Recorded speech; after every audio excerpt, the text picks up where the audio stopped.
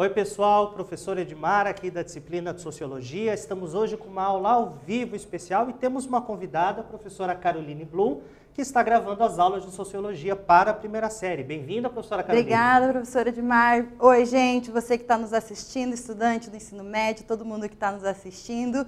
Um prazer estar com vocês aqui nessa aula da terceira série. Acompanhe e participe com a gente lá pelo aplicativo do Aula Paraná ou no YouTube, que a gente vai poder interagir, tirar as dúvidas, a gente vai fazer questões, né, professora Edmar? Exatamente. Não esqueça também de preencher lá a atividade obrigatória do Classroom, clicar e enviar. Não esqueça, porque isso contabiliza a sua presença.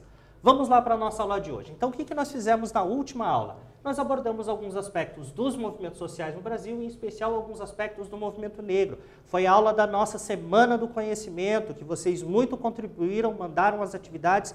Parabéns, nós gostamos muito do que vocês mandaram.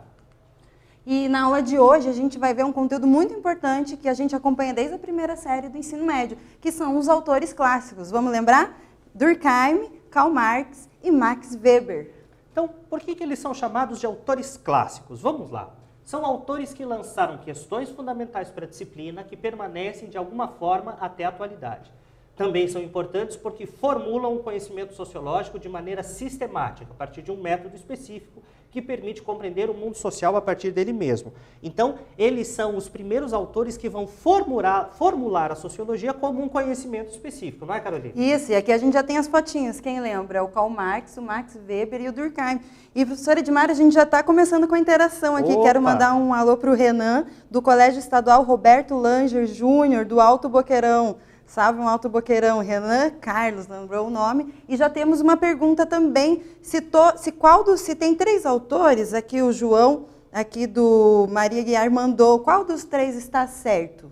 Olha só, não existem 3 autores certos, João. Esses autores, os 3 estão corretos porque os 3 representam perspectivas diferentes para a sociologia. E é importante a gente pensar no contexto da produção das teorias, né, professora? Isso, os 3 viveram lá na Europa, né, no final do século XIX para o início do século XX. Vários fatos históricos importantes marcam aquele período, a segunda revolução industrial, a urbanização intensa, a presença das tecnologias e o colonialismo, né, a colonização da África e da Ásia. Então, foi um momento de profundas mudanças, tanto do indivíduo quanto de toda a coletividade, né? Exatamente. Está aqui a Joana, do Colégio Estadual do Paraná, perguntando aqui, olha só, a Revolução Industrial tem alguma coisa a ver com os clássicos da sociologia? Tem sim.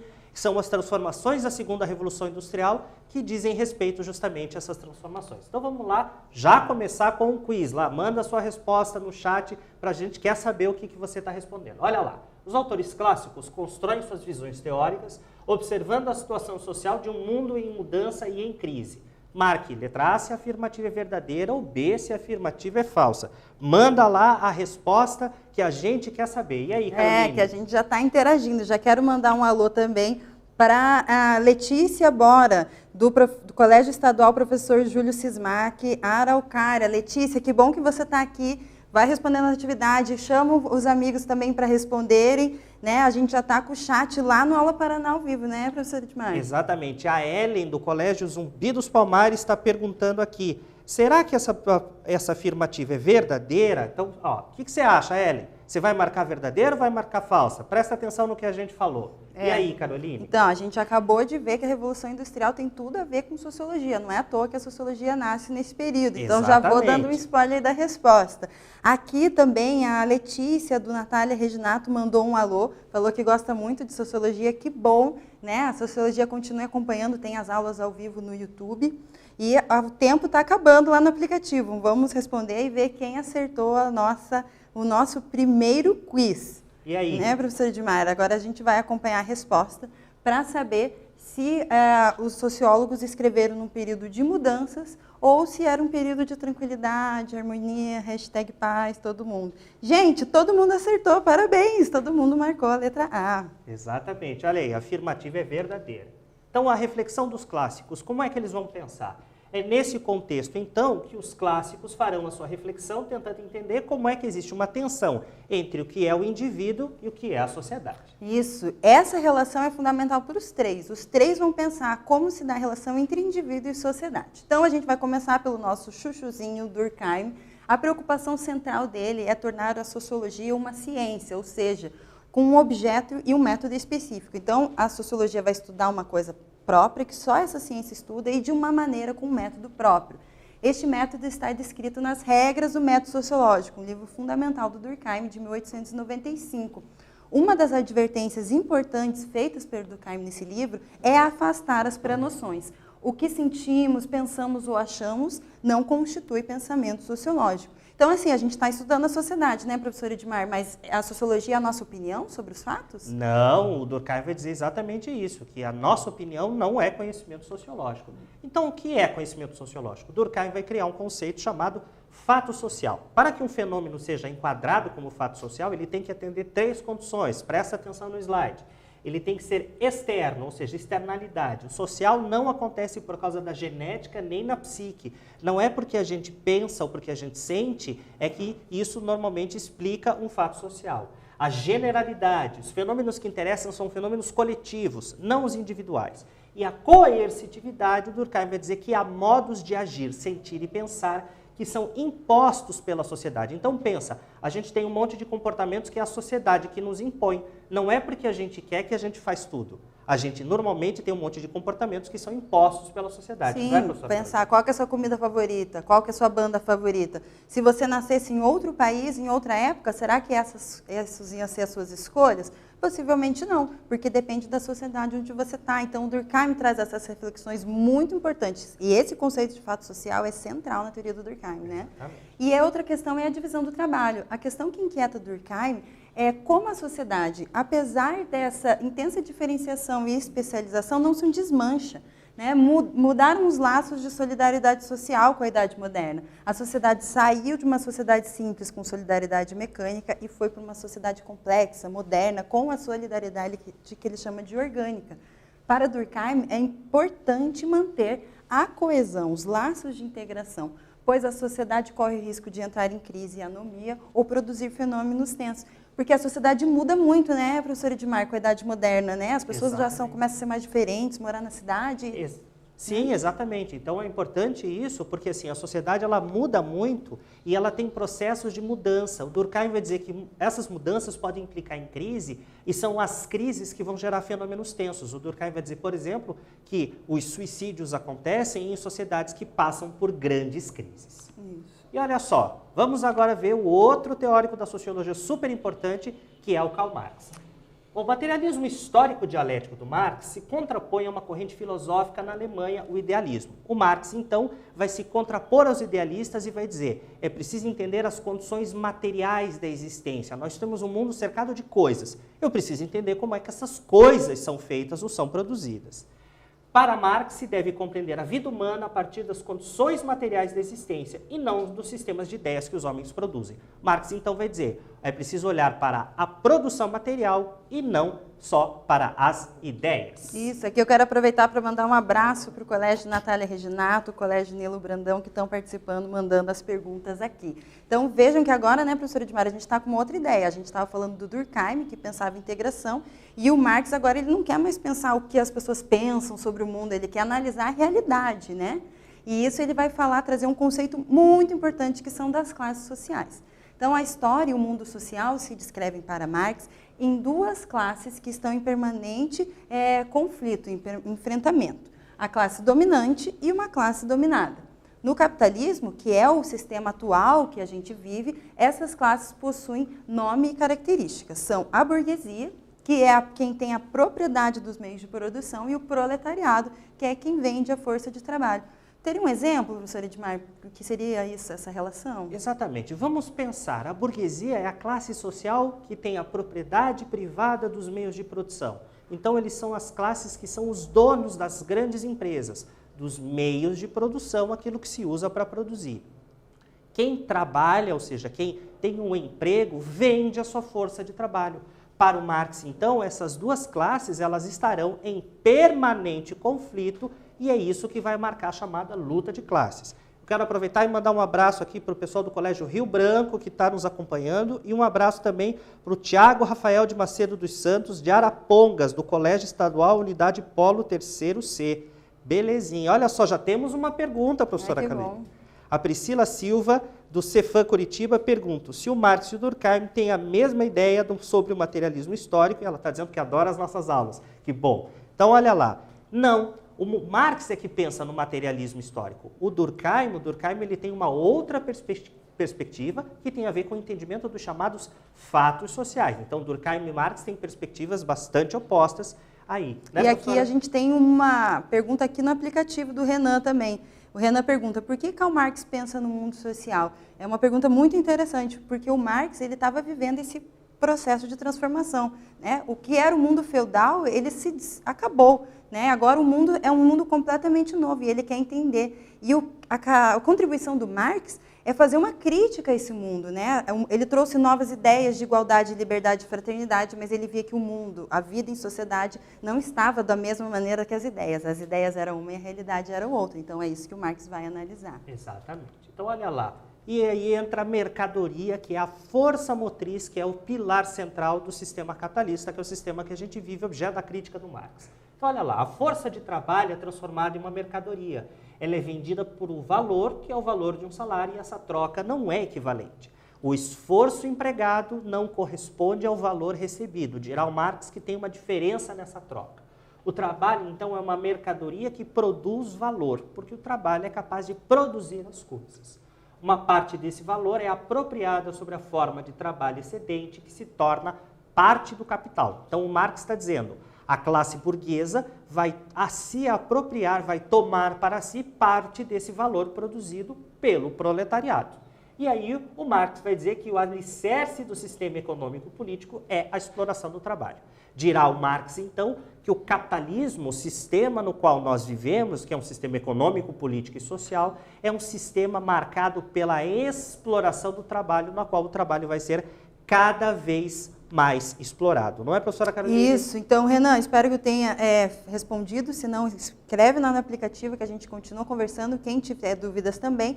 E aí temos mais interação aqui no chat. Olha lá, a Carla Dutra, do Colégio José Busnardo, pergunta, mais-valia tem ligação com alienação do trabalho? Olha aí, professor, uma aluna ligada nos conceitos. Parabéns pela sua pergunta, porque tem tudo a ver. A alienação também é um conceito que o Marx vai trabalhar, não é sobre o trabalho. Exatamente, a alienação é um dos produtos desta exploração. O fruto do trabalho é retirado do trabalhador. É isso que é o processo de alienação para o Marx. Isso, que aí o trabalhador ele não vai se reconhecer mais naquele trabalho e a alienação também vai provocar a falta de consciência daquele trabalhador, das suas condições e da sua importância no meio do trabalho e isso prejudica com que essa questão, essas desigualdades sejam superadas. Exatamente. A Maria do CEP pergunta, Marx acreditava na existência da classe média? Não. Para o Marx existiam basicamente essas duas classes, a burguesia e o proletariado. As classes médias são reconhecidas pelo Marx, mas elas são alinhadas com a burguesia, portanto Marx coloca elas num pacote só, então a classe média é algo que não se distingue da burguesia para o Marx. E a Angélica Mariano, do Colégio Cora Coralina de Colombo, pergunta, o que é alienação do trabalho para Marx? Essa é uma boa questão que acabamos de comentar. Parabéns pelas perguntas de vocês. Exatamente. Então a alienação é justamente a retirada dos frutos do trabalho. O trabalhador ele não se alinha, ele não consegue ter, ele não consegue ficar com os frutos do seu próprio trabalho. Isso. Então vamos lá, uma atividade modelo Enem para você. Olha lá, na produção social que os homens realizam, eles entram em determinadas relações indispensáveis e independentes de sua vontade. Tais relações de produção correspondem a um estágio definido do desenvolvimento de suas forças materiais de produção. A totalidade dessas relações constitui a estrutura econômica da sociedade, fundamento real sobre o qual se erguem as superestruturas política e jurídica, e a qual correspondem determinadas formas de consciência social, trecho do Marx. Então, para o autor, a relação entre economia e política estabelecida no sistema capitalista faz com que, letra A, proletariado seja contemplado pelo processo de mais-valia. B, trabalho se constitua como fundamento real da produção. C, consolidação das forças produtivas seja compatível com o progresso. D, autonomia da sociedade seja proporcional ao desenvolvimento. E E, a burguesia revolucione o processo social da formação da consciência de classe. E aí, o que é que você acha? Manda a sua resposta aqui no chat, porque a gente quer saber o que é que você marcaria nessa atividade. Então, vamos fazer esse exercício, porque Os três são importantes, mas o Marx ele cai com muita frequência no Enem. Então é bom a gente estar bem seguro, né, desses conceitos centrais que o Marx traz e que a gente usa hoje e é essencial para vários outros teóricos, pensadores que pensaram o capitalismo, né? Exatamente. Então olha lá, o Marx vai pensar em todo esse processo, como é que o capitalismo se constitui. Olha aqui, o João Vitor, do Colégio Lameia Pequena, lá de Almirante Tamandaré. Um abraço para o pessoal do Lameia Pequena, que eu sou professor lá. João Vitor está perguntando, será que é possível relacionar Marx e Durkheim? É possível relacionar justamente porque eles são autores clássicos, né? Como eles são autores clássicos, eles pretendem analisar a mesma perspectiva, só que a partir de pontos de vista teóricos diferentes. Essa questão ela vai falar do ponto de vista do Marx. Então, muito cuidado para você não se confundir. O Durkheim tem uma perspectiva e o Marx tem outra, João Vitor. E aqui até o Renan mandou uma outra pergunta que vai em encontro com essa que a professora Edmar leu, né? O que o Durkheim pensa? Vejam, a gente começou a aula falando da transformação que a Idade Moderna trouxe, né? Mais urbano, trabalho industrial. O Durkheim, ele vinha da linha do positivismo, lembra lá do Comte, que acreditava no progresso, que a Idade Moderna traria o progresso. E o Marx faz a crítica, mostrando que esse progresso ele não vai acontecer de modo tão fácil, porque há uma grande exploração do sistema capitalista. E vamos ver a resposta da atividade, professor Edmar? Vamos ver. Letra B, o trabalho se constitui como fundamento real da produção material. Então, olha lá, atenção.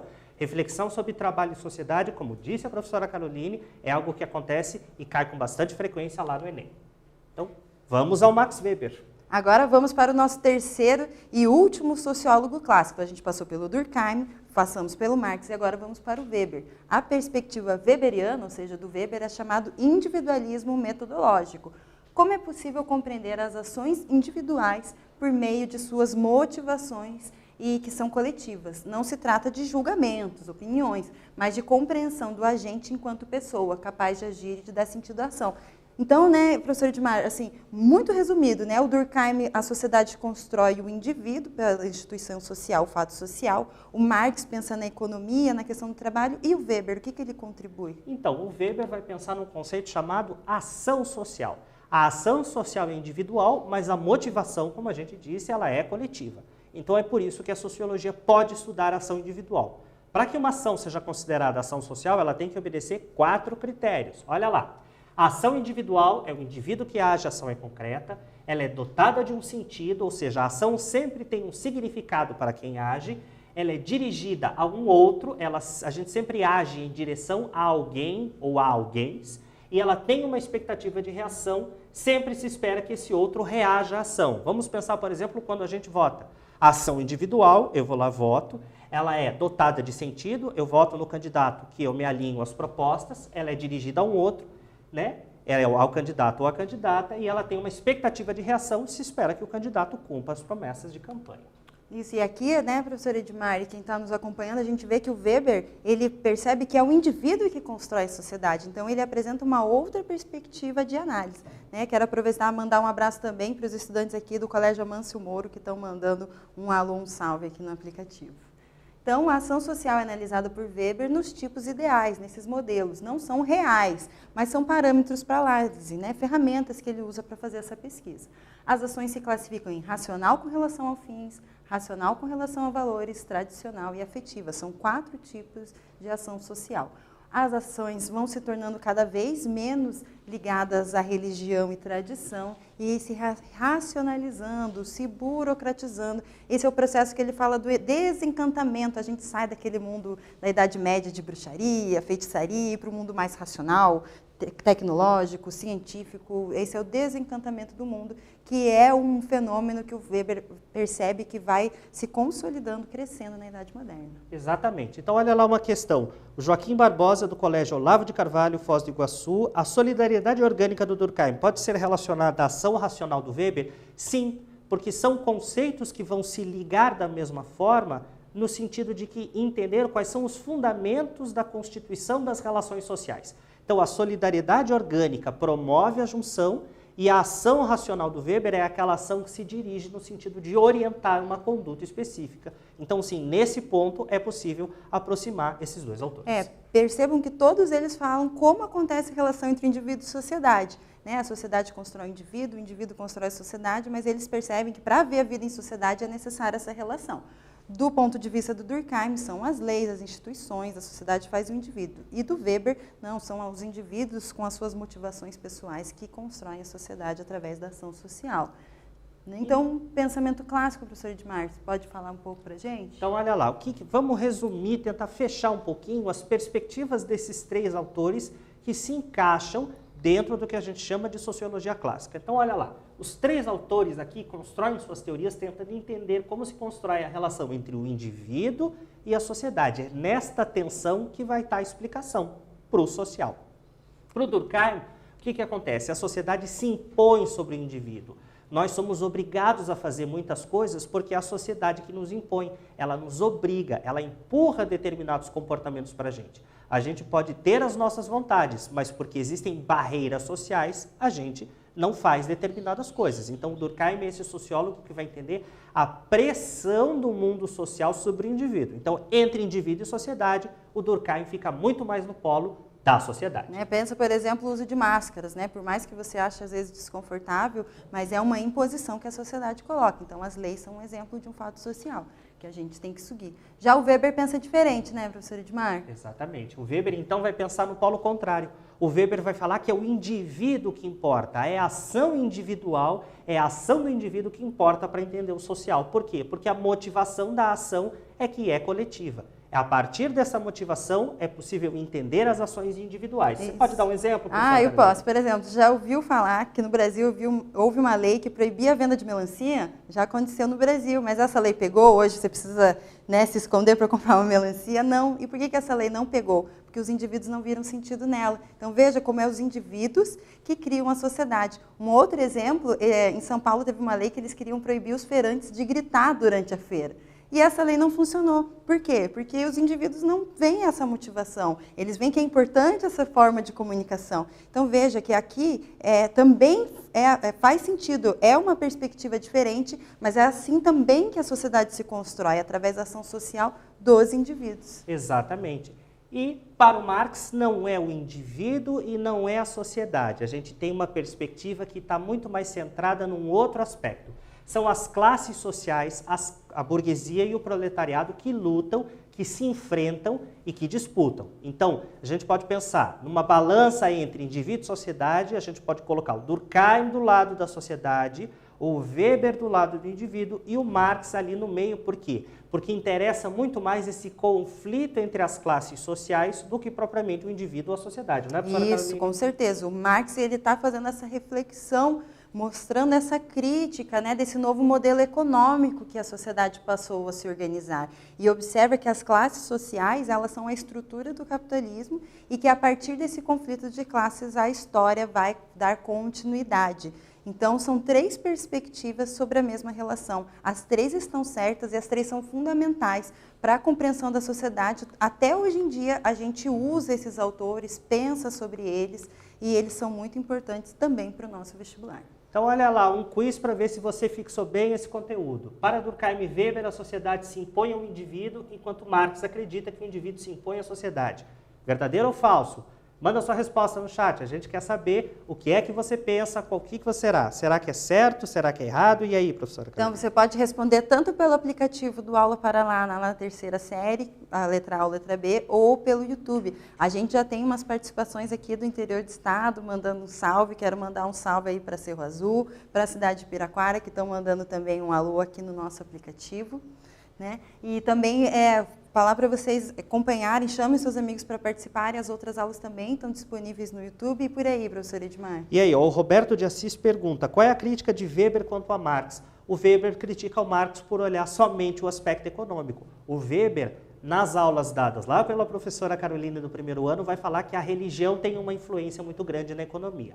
E aí, professora Carolina? Isso. O tempo acabou, vamos ver agora as respostas, 66% letra B, que a afirmativa é falsa. Então, vamos ver, mais da metade acertou, parabéns. Exatamente. Então, na aula de hoje, o que a gente fez foi ver alguns autores da chamada sociologia clássica e, nas aulas que vêm, a gente vai falar sobre trabalho, produção e classes sociais. Um abraço para você, fique bem, não deixe de acompanhar as nossas aulas e a gente se vê nas aulas de sociologia. Isso, já quero só dar um salve para a Bituruna, que mandou aqui no nosso aplicativo. Acompanhe as aulas de sociologia, são essenciais para a formação de um bom cidadão e um bom estudante. Até a próxima aula.